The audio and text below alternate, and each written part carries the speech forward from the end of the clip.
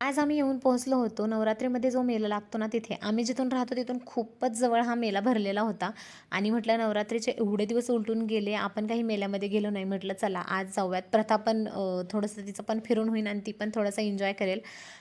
पहिल्यांदा छान असं देवीचं दर्शन करून घेतलं आणि लगेच मेल्यामध्ये आलो. कारण प्रथाची एक्साइटमेंट एवढी होती. कारण एवढ्या लाइटिंग्स, एवढ्या राईड्स वगैरे पाहून तिला गाड्यांमध्ये बसायची इच्छा झाली होती. म्हणून म्हटलं चला आता तिची इच्छा पण पूर्ण करून घेऊयात. लगेच तिला गाडीमध्ये बसवलं आणि गाडीमध्ये बसवल्याबरोबर ती एवढी जास्त खुश होऊन गेली. खूपच मोठे-मोठे पाळणे वगैरे इथं अरेंज करण्यात आले होते आणि पर्सनली मला हा पाळणा एवढा आवडला होता. लाइटिंग पण एवढी सुंदर दिसत होती आणि खूप छान असा हा फिरत होता आणि मला त्याच्यामध्ये बसण्याची इच्छा पण झालेली, पण प्रथामुळे मला काही बसता आलं नाही. खाद्यपदार्थांचे वगैरे सुद्धा खूपच वेगवेगळे असे स्टॉल्स लागले होते.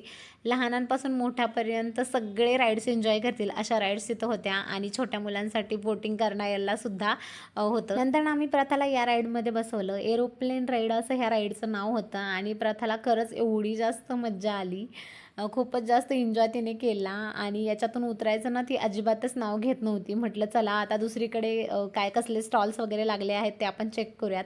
कारण इथे जर आम्ही अजून उभं राहिलं असतो ना तर प्रथाचं चालूच झालं असतं. मला याच्यात बसायचं त्याच्यात बसायचे.